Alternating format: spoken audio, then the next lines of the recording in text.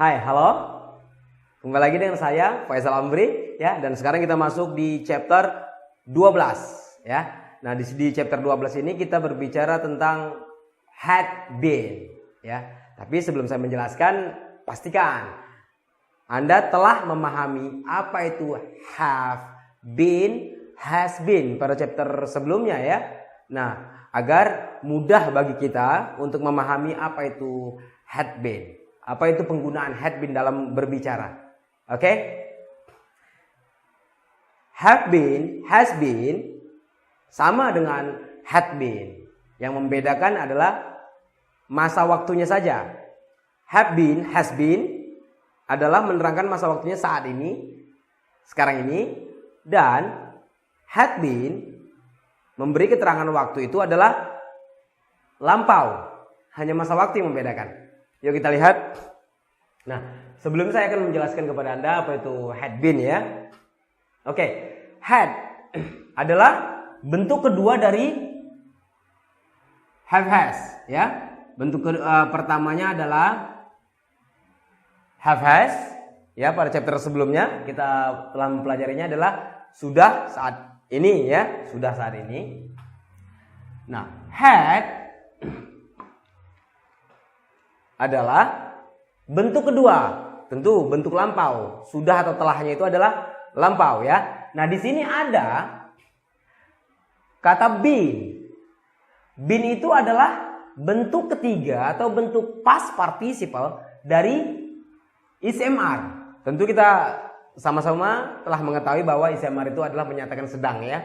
Nah, tentu bentuk pertama sedang adalah is MR, tentu sedangnya sekarang. Bentuk lampaunya adalah was, were.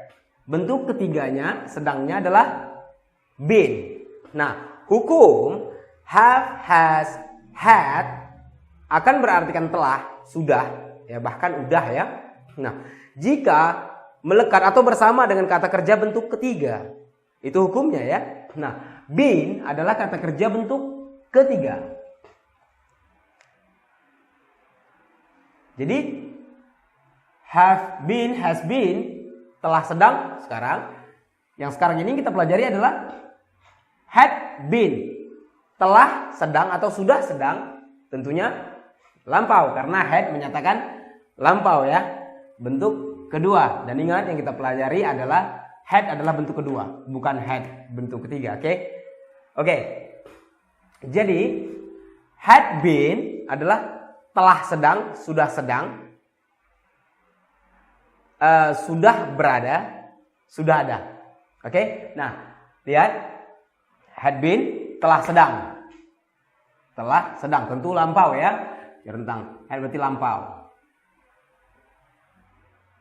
Oke, nah ketika dia menjadi tidak telah sedang, berarti negatif ya. Jika ditambah not, had not been, atau disingkat hadn't been ya. Tidak telah sedang. Tentu tidak telah berarti belum ya, belum sedang. Tentu lampau.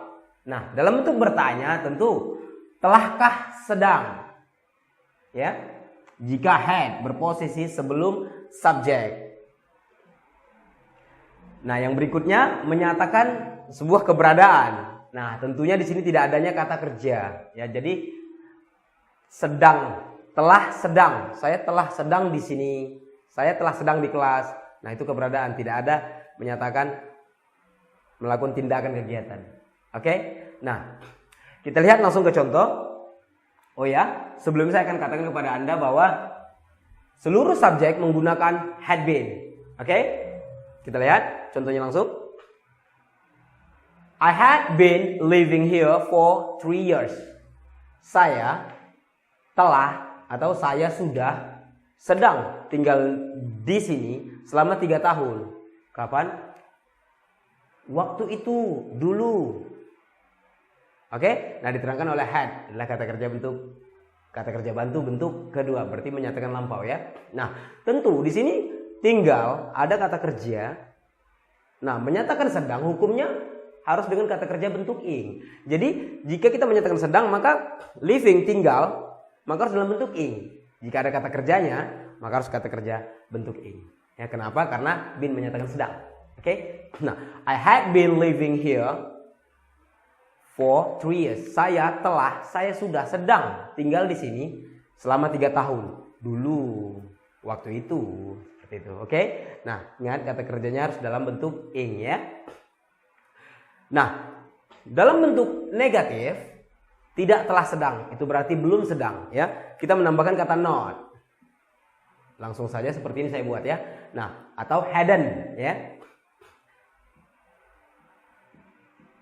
Hadn't. Oke. I hadn't been living here for 3 years. I had not been living here for 3 years. I hadn't been living here for 3 years. Saya belum sedang tinggal di sini selama 3 tahun waktu itu. Itu berarti dulu itu saya belum genap 3 tahun tinggal di sini, seperti itu ya. Nah, tentu kita dengan menambahkan kata not. Dan kata kerjanya tetap dalam bentuk ing karena menyatakan sedang dan kegiatan itu sedang terjadi, sedang dilakukan. Oke. Nah, tentu kata kerjanya dalam bentuk ing ya. Ingat itu hukumnya. Nah, di dalam bentuk bertanya ya. Tentu jika had berposisi sebelum subjek. Had you, sudahkah kamu? Telahkah kamu? Seperti itu. Nah, tentu had-nya berposisi sebelum subjek. Had you been living here for 3 years? Saya bertanya kepada Anda. Had you been living here for 3 years? Sudahkah kamu?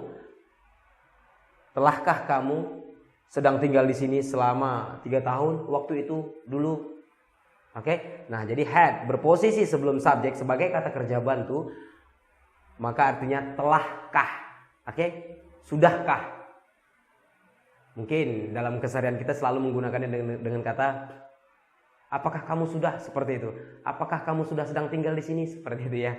Oke, nah tentu posisi had harus berposisi sebelum subjek. Had you been living here for 3 years? Yes. I had. Ya, saya sudah waktu itu. Sudah apa? Sudah sedang. Sedang apa? Tentu sedang tinggal. Yang ditanya tinggal ya. No. I had not. Atau hadn't ya. Been. Tidak. Saya belum sedang. Tentunya sedang tinggal di sini. Seperti itu. Oke. Nah, seperti ini jawabannya. Dan ingat, kata kerjanya harus dalam bentuk ing. Oke, itu hukumnya. Had akan berartikan telah jika bersama dengan kata kerja bentuk ketiga. Been, kata kerja bentuk ketiga. Oke. Jadi had berartikan telah. Oke. Nah, been menyatakan sedang. Maka hukum menyatakan sedang adalah jika ada kata kerjanya. Kata kerjanya harus dalam bentuk ing. Ya. Living sesuai home. Oke? Nah, kita lihat sekarang menyatakan sebuah keberadaan. Nah, di sini tentunya tidak ada kata kerja. Oke, kita lihat. Contoh telah saya tuliskan. I had been at home. Saya telah sedang di rumah. Waktu itu, dulu. Saya sudah sedang di rumah. Waktu itu, dulu. Nah, lihat. Di sini been sebagai kata kerja bantu, tidak ada kata kerja, maksudnya tidak ada menyatakan melakukan tindakan kegiatan, tentu tidak ada yang perlu harus ditambah ing ya. Dan ingat, yang ditambah ing itu adalah kata kerja. Selain dari kata kerja tidak ada yang ditambah ing. Oke?